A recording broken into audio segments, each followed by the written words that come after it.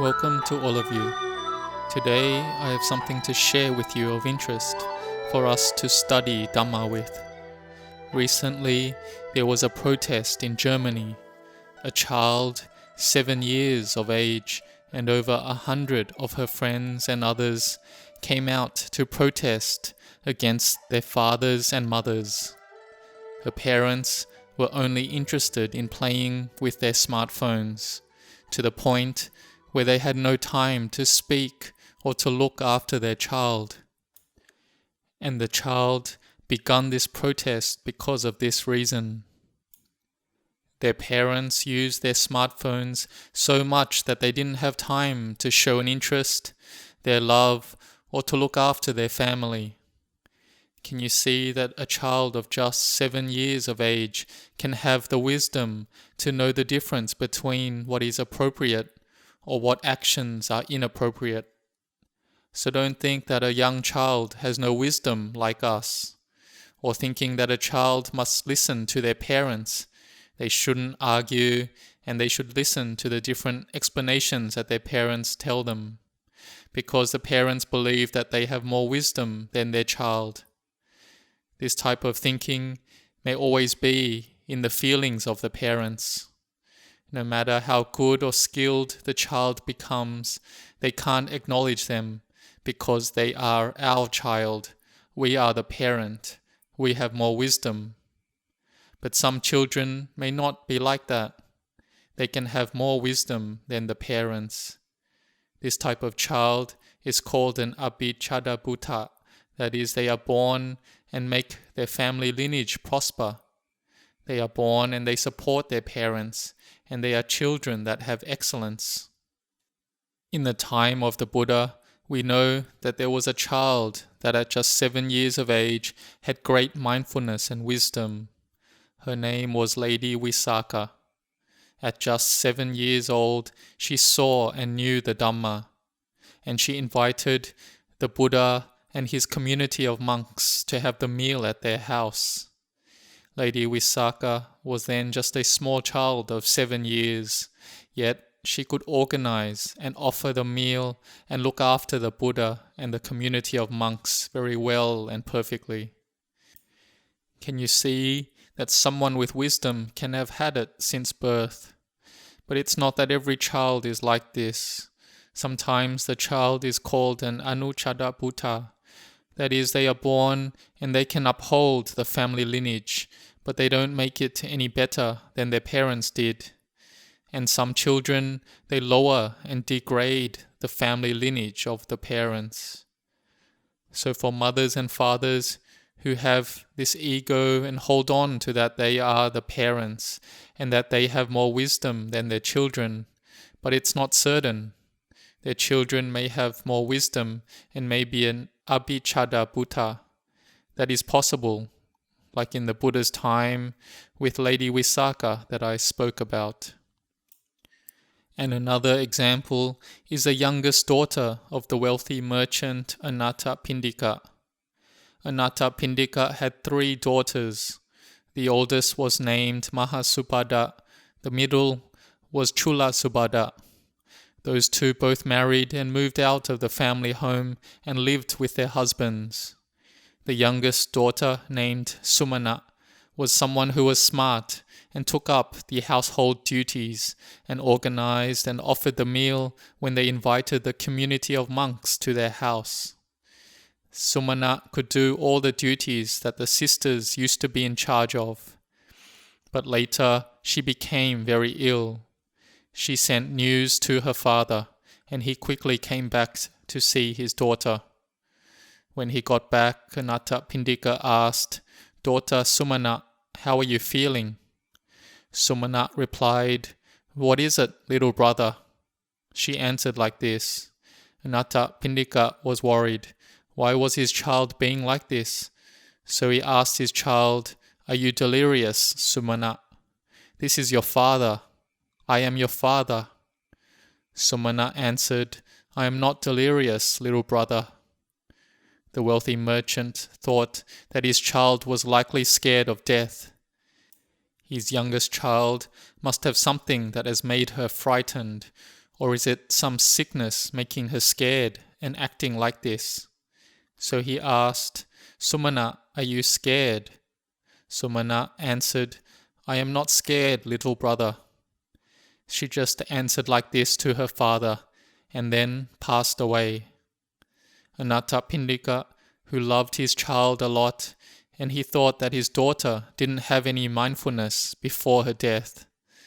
He was very saddened and didn't know where she would be reborn. She had made lots of merit, doing merit and making offerings every day.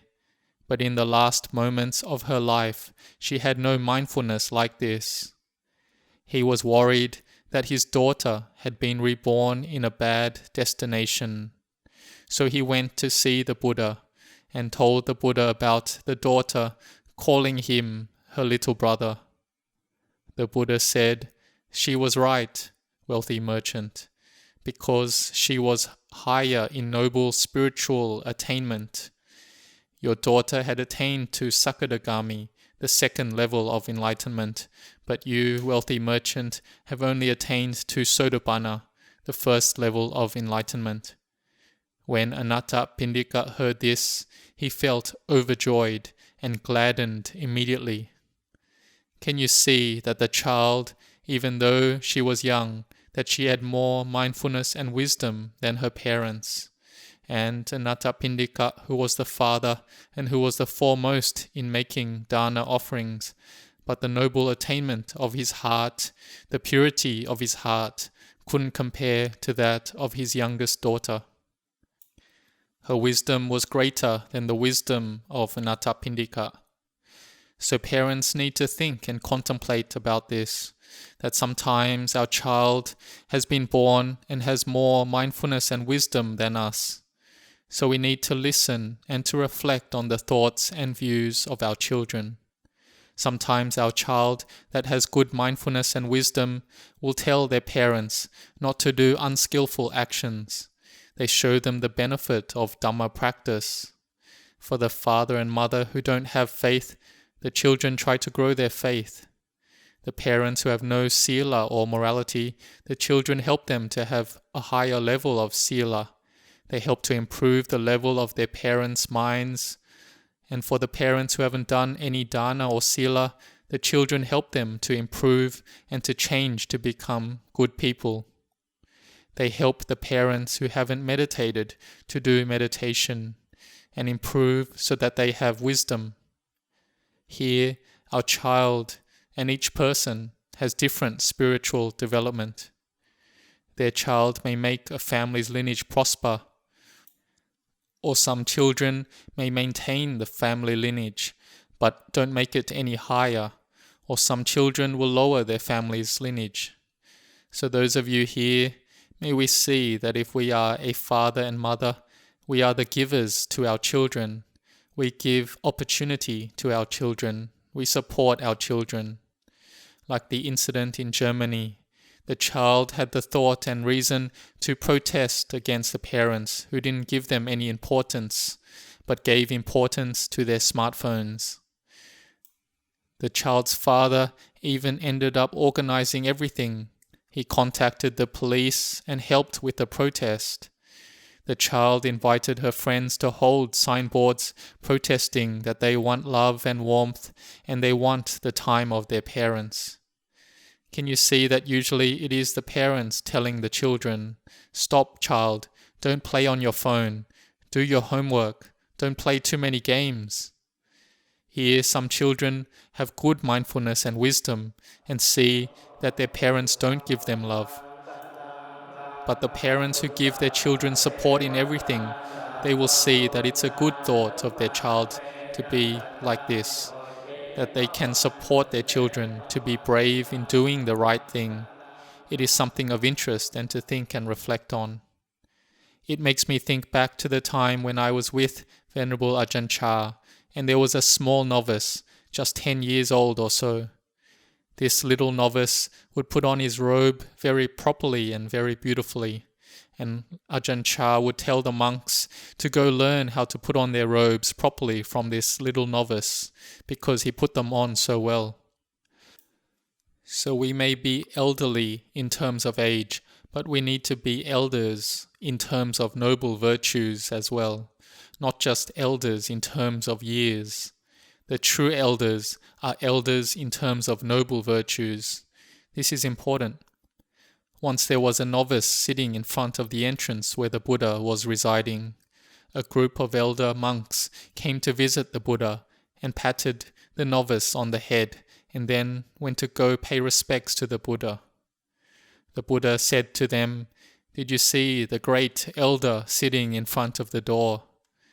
The Buddha said just that much, and then the elder monks were very surprised. They had patted the little novice on the head, but that novice was an arahant of the highest type with all the psychic abilities. The Buddha praised him as being a great elder monk. They were a Mahathera, someone of noble virtue. So it's not just being elderly in terms of being ordained for a long time. That's not a true elder. They must have noble virtue in their heart in order to be a true elder. The conventional elder is the monk in terms of years, but their spiritual heart is not like that. Here, those of us who have age must think as well that we have to age in the noble virtues in the heart as well, so that it is something of importance and meaning. So take this and contemplate that we may be of old age, but is it aged in terms of just the body and not in the spiritual heart? But our child may not be elderly in terms of their body, but they may be elderly in terms of their spiritual heart. Let us contemplate like this, for us to let go of our ego and views within our heart. This is the path to meet with true happiness. May you all grow in blessings.